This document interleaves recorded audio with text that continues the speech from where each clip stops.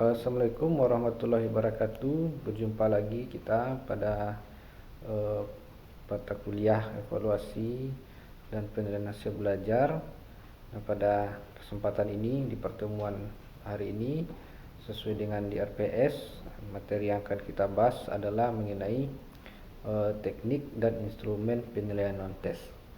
Nah, beberapa waktu yang lalu kita sudah membahas mengenai instrumen bentuk tes, di mana sudah diperkenalkan bahwa instrumen bentuk tes hasil belajar kemarin ada yang berbentuk objektif dan ada berbentuk subjektif. Nah, instrumen objektif dengan bentuk varian soal, macam ragam varian soalnya. Begitupun pada subjektif juga terdapat varian dari bentuk instrumennya. Misalnya yang subjektif ada yang terbatas dan ada yang subjektif yang bebas. Begitupun pada yang soal objektif ada ganda, ada bentuk menjodohkan, benar salah, dan lain semacamnya. Nah, sekarang yang akan kita bahas adalah penilaian non-test.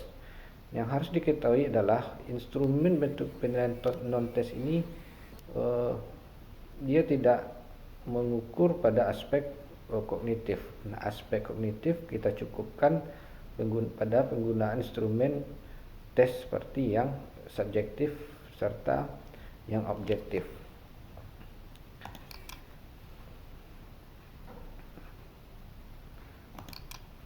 Nah, yang harus kita ketahui adalah seperti di pertemuan awal kita sudah membahas ada evaluasi, ada konsep pengukuran, ada konsep penilaian, dan ada konsep evaluasi. Nah, tiga aspek ini merupakan suatu rangkaian dari kegiatan evaluasi. Nah, kegiatan evaluasi tidak akan mungkin berjalan tanpa adanya pengukuran dan penilaian. Nah, pengukuran dapat kita artikan dia adalah dalam bentuk pemberian angka atau memberikan gambaran untuk memperoleh deskripsi, datanya berbentuk angka. Nah, dari suatu tingkatan di mana seorang peserta didik telah mencapai karakteristik tertentu. Nah, kemudian penilaian itu adalah dapat didefinisikan ketika evaluator atau guru mengumpulkan informasi yang diperoleh dari hasil pengukuran, kemudian hasil dari pengukuran tersebut ditafsirkan, kemudian untuk mendeskripsikan dan memberikan interpretasi terhadap ketercapaian hasil belajar atau menginterpretasikan ketercapaian dari pengukuran tadi.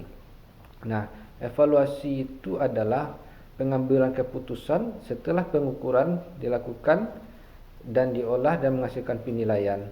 Nah, untuk mengukur keefektifan suatu sistem pendidikan secara keseluruhan. Secara keseluruhan itu bisa kita maknai dengan metode belajar, media pembelajaran, ataupun materi. Nah, kemudian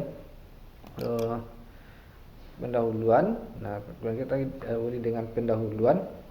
Nah, yang harus kita pahami bahwa melakukan penilaian haruslah mengukur segala aspek yang harus diukur dalam penilaian.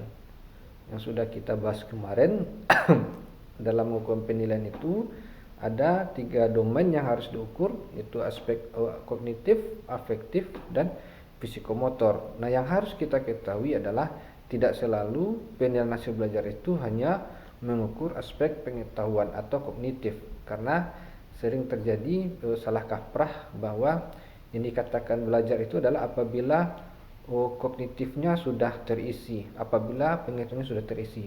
Padahal kegiatan pembelajaran itu adalah komprehensif ketika melakukan penilaian. Kapan anak dikatakan sudah belajar dan bagaimana hasilnya? Nah, dikatakan dia sudah belajar dan memiliki hasil belajar itu adalah apabila 3 domain tadi sudah terpenuhi, sudah ternilai seperti kognitif, afektif, dan psikomotor. Nah, di sini saya menuliskan bahwa tapi juga aspek afektif serta psikomotor, sehingga hasil dan proses pembelajaran dapat berupa pengetahuan teoritis, keterampilan, dan sikap, sehingga ada komprehensif yang didapatkannya, pengetahuan yang komprehensif, tidak hanya teori, kemudian juga harus didukung oleh keterampilan serta sikap. Nah, kemudian jika pengetahuan teoritis dapat diukur dengan menggunakan teknik tes. Nah, teknik tes itu adalah yang seperti soal yang bertipe objektif maupun subjektif. Nah, kemudian keterampilan dapat kita ukur dengan menggunakan tes perbuatan, sedangkan hasil belajar berupa sikap dapat diukur dengan teknik non-tes. Nah, selanjutnya teknik penilaian. Nah, seperti pembahasan kita, yang kita pahami adalah dalam melakukan penilaian seperti yang sudah saya jelaskan di awal, kita harus menilai tidak selalu berfokus pada penilaian pada aspek pengetahuan, tapi juga harus mengukur ranah keterampilan dan sikap. Nah, ini adalah teknik penilaian. Misalnya pada teknik pengetahuan ada namanya teknik tes tulis. Tes tulis itu yang kemarin kita bagi menjadi dua, ada objektif dan ada soal bentuk subjektif dan objektif. Kemudian dalam pengetahuan juga terdapat ada tes lisan, kemudian ada penugasan. Nah, kemudian pada aspek keterampilan, nah jadi ini adalah yang akan kita bahas, aspek yang akan kita bahas, keterampilan dan teknik pada sikap. Nah, keterampilan ada namanya tes praktik, kemudian ada namanya proyek dan ada portofolio. Nah, pada pertemuan hari ini pada aspek keterampilan kita akan fokus terlebih dahulu pada penilaian teknik penilaian portofolio. Nah, kemudian ada aspek sikap. Pada aspek sikap ada namanya teknik penilaian observasi, ada teknik penilaian diri, dan ada penilaian antar peserta didik serta jurnal. Ini akan kita bahas satu persatu, tapi kita cukupkan pada sikap, sedangkan keterampilan hanya pada portofolio proyek, dan lain akan kita bahas pada pertemuan yang lain. Nah, ini adalah klasifikasi instrumen evaluasi hasil belajar. Nah, ada yang tes, ada non tes. Ini adalah tes dengan instrumennya, bentuk soal, objektif dan subjektif. Kemudian non tes kita bagi ada sikap, ada proyek, dan ada produk, dan ada portofolio. Ini adalah klasifikasinya. Nah, apa yang maksud dengan penilaian kompetensi sikap? Nah, ini adalah poin-poin penting yang harus dipahami dalam penilaian kompetensi sikap. Nah, penilaian kompetensi sikap bisa kita lakukan melalui observasi. Nah, kita melakukan pengamatan atau observasi, kemudian melakukan penilaian diri. Itu adalah di mana dalam penilaian diri ini peserta didik menilai dirinya sendiri. Kemudian ada juga dalam kurikulum 2013 itu ada namanya penilaian sejawat, atau antar peserta didik juga bisa melakukan penilaian. Kemudian ada penilaian jurnal. Nah, instrumen observasi atau pengamatan tadi, kemudian penilaian diri dan antar peserta didik, dia dapat berupa pada instrumennya dapat kita berikan checklist atau skala penilaian. Kemudian kita buatkan juga rubriknya. Nah, kemudian yang tiga, rubrik merupakan daftar kriteria. Nah, jadi rubrik itu adalah kriteria sikap yang akan kita ukur untuk menunjukkan kinerja, aspek yang akan dinilai, dan gradasi mutu. Jadi dalam melakukan penilaian sikap kita melakukan rubrik. Nah, rubrik dibuat berdasarkan kriteria yang menunjukkan kinerja atau aspek sikap yang akan kita ukur. Kemudian ada jurnal berupa catatan guru dan kekuatan serta kelebihan sikap dan perilaku peserta didik di dalam dan di luar kelas. Ini adalah poin-poin penting yang harus kita pahami mengenai penilaian kompetensi sikap. Nah, misalnya kompetensi sikap dalam kurikulum 2013 ada sikap kita bagi menjadi tiga. Ada secara spiritual yang terdapat pada KI 1, ada kemudian kompetensi sosial, nah yang ada pada KI 2 dan KI 3, dan ada keterampilan.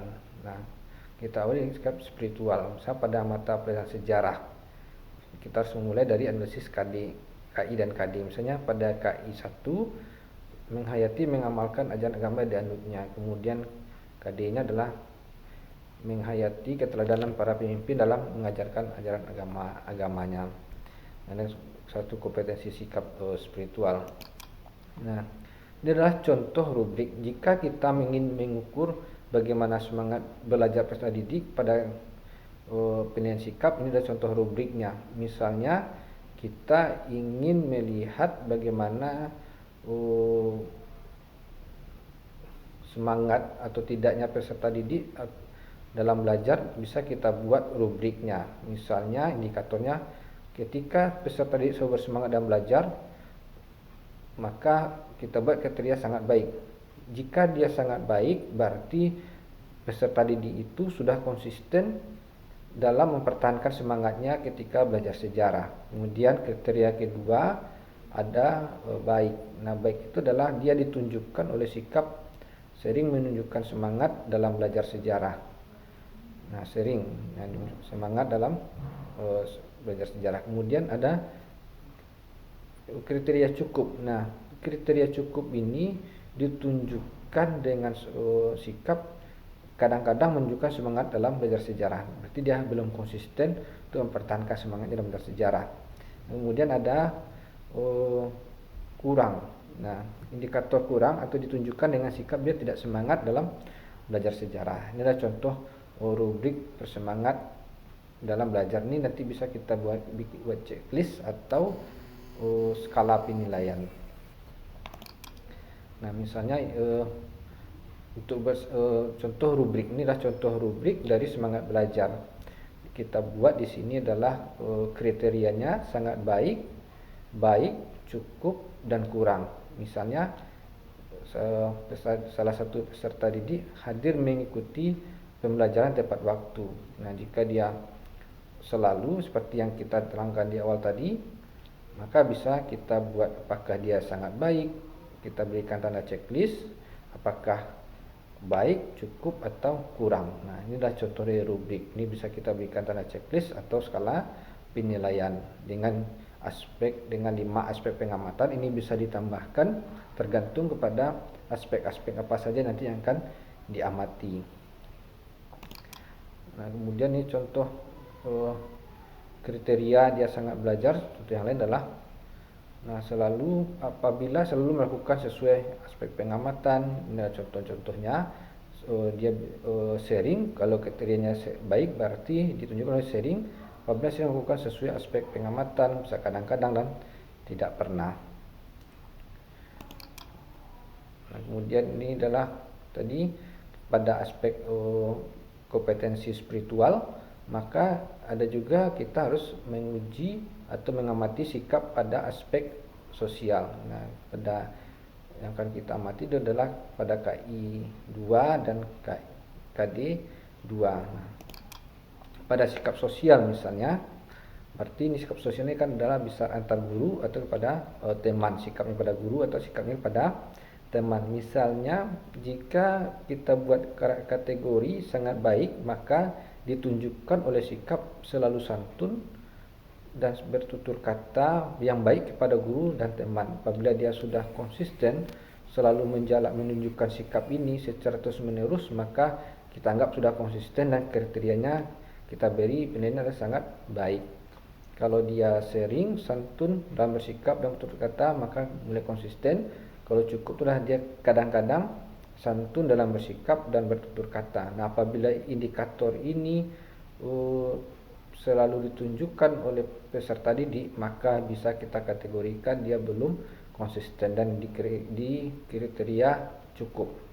Nah, kalau dia misalnya tidak pernah bersikap baik, maka itu menunjukkan dia sikap tidak konsisten terhadap sikap sosialnya, maka kita masukkan pada kriteria kurang. Nah, ini adalah contoh pada pilihan sikap sosial. Nah, ini adalah contoh rubriknya. Misalnya menghormati orang yang lebih tua, katakanlah guru misalnya di sekolah, apabila ini adalah muncul atau yang dilakukan, misalnya apabila dia sharing atau sudah sangat konsisten dia dalam menghormati orang tua, bisa kita kategorikan, kita berikan checklist sangat baik, atau misalnya mengucapkan terima kasih menggunakan bahasa yang santun dan lain sebagainya, tergantung pada aspek yang kita lihat. Nah, kita checklist pada kriteria-kriteria ini. Dan kemudian ya contoh sikap santun, contoh kriterianya. Nah, sangat baik kalau apabila melakukan sesuai aspek pengamatan, misalnya yang kita amati tadi sesuai dengan rubrik yang sudah kita buat. Nah, ada contoh hasil observasi penilaian sikap. Misalnya kita buat di sini namanya, misalnya nama peserta didiknya. Nah, dia semangat belajar. Nah, kita buat misalnya apakah dia baik atau cukup dan lain sebagainya. Nah, ini adalah profil secara umum. Karena dari 3 indikator sikap ini yang banyak keluar adalah B, berarti maka secara umum sikapnya berada di kategori B. Begitupun pada seterusnya. Ini adalah penilaian diri yang kita sebut tadi dengan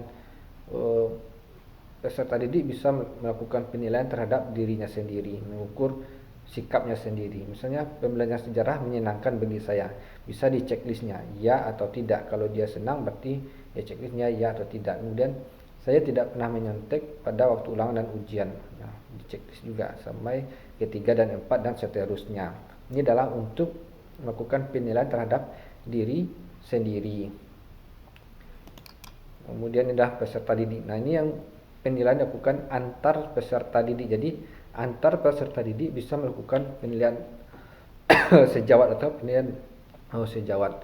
Misalnya mau menerima pendapat teman si A melakukan penilaian terhadap teman B, maka misalnya si A mau menerima pendapat teman, maka bisa kita berikan checklist di sini. Tidak memaksakan kehendak, memberikan solusi, sabar, santun dan lain sebagainya macamnya. Nah, bisa kita berikan tanda checklist di sini tergantung pada apa yang diamati.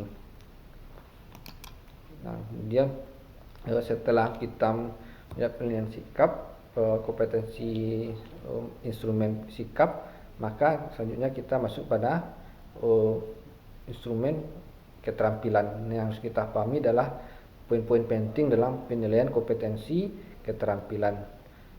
Nah, penilaian kompetensi keterampilan dapat kita lakukan melalui pengamatan kinerja.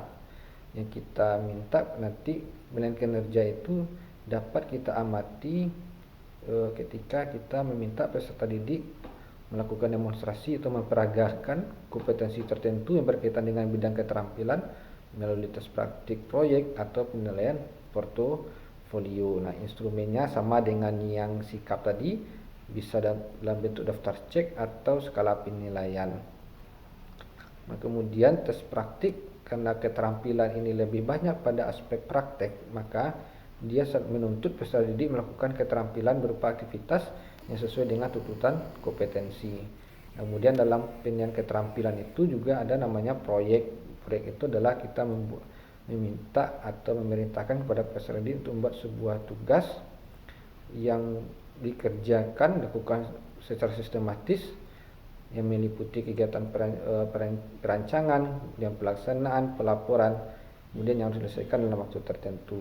Nah, yang kemudian yang kelima, penilaian portofolio kan cara melakukan kumpulan karya peserta didik. Nah, ini adalah poin-poin penting pada penilaian keterampilan. Nah, sesuai dengan pembahasan kita batasi pada penilaian proyek. Yang dimaksud dengan penilaian proyek itu adalah kegiatan penilaian. Nah, kita melakukan penilaian, guru melakukan penilaian terhadap suatu tugas keterampilan yang harus diselesaikan oleh peserta didik dalam periode waktu tertentu. Nah, tugas yang dikerjakan harus sistematis. Ini maksud dengan sistematis itu adalah kerjanya sudah terencana dengan baik. Harus dimulai dari perencanaan, kemudian ada pengumpulan data, ada pengorganisasian, pengolahan dan penyajian produk. Nah, jadi intinya dalam penilaian proyek ini melakukan penilaian terhadap kinerja peserta didik yang dilakukan secara sistematis, terencana dengan baik. Nah, apa fungsi dari penilaian proyek? Nah, fungsi dari penilaian proyek itu adalah dengan melakukan penilaian proyek, maka guru akan mengetahui pemahaman dan pengetahuan dalam bidang tertentu pada peserta didik dalam mengerjakan sebuah keterampilan. Nah, kemudian kemampuan peserta didik mengaplikasikan pengetahuan tersebut dalam penyelidikan tertentu. Kemudian yang ketiga, dapat meningkatkan kemampuan peserta didik dalam menginformasikan subjek tertentu secara jelas. Nah, ini adalah fungsi penilaian proyek. Ini adalah contoh rubrik penilaian unjuk kerja. Melakukan penilaian keterampilan ini bisa kita sebut dengan penilaian unjuk kerja, karena dalam keterampilan tersebut yang akan dinilai itu adalah unjuk kerja, kemampuan kerja dalam keterampilannya dalam membuat sebuah produk. Nah, misalnya aspek yang dinilai merangkai alat, inilah rubriknya, kemudian pengamatan, misalnya data diperoleh, kesimpulan dan semacam. Ini adalah yang maksud dengan aspek nilai itu adalah apabila kinerjanya dilakukan secara sistematis, terencana dengan baik. Nah, ini adalah penilaiannya, skornya tentang penilaiannya. Nah, misalnya kalau dia merangkai alat, nah ternyata alatnya mereka tidak benar dan semacamnya, sampai nanti pada langkah-langkah ini adalah langkah-langkah kerjanya yang lakukan secara sistematis. Nah, kemudian ada contoh rubrik misalnya dalam berdiskusi, keterampilan berbicara, misalnya ada kelancaran. Apabila dia lancar dalam berkomunikasi, maka dapat kita berikan skor 3, 2 dan 3, 2, 1. Ini adalah skala penilaiannya apabila kita ingin menilai keterampilan dalam berbicara atau ketika diskusi. Nah, ada contoh form dari penilaian proyek. Nah, intinya adalah penilaian proyek itu adalah melakukan penilaian terhadap produk peserta didik, tapi produk tersebut harus dikerjakan secara sistematis. Nah, itu kuncinya adalah melakukan penilaian terhadap kinerja peserta didik, di mana proyek tersebut atau produk yang dihasilkan dilakukan dengan langkah kerja yang tersusun secara sistematis, mulai dari perencanaan, pelaksanaan, dan laporan proyek. Nah, bisa kita berikan rentangan skor 1 sampai 5. Nah, itu dan contoh formnya. Nah, itu saja mungkin dari saya mengenai teknik dan instrumen penilaian non-tes. Semoga ini bermanfaat bagi kita semua. Tetap semangat melaksanakan perkuliahan. Terima kasih. Assalamualaikum warahmatullahi wabarakatuh.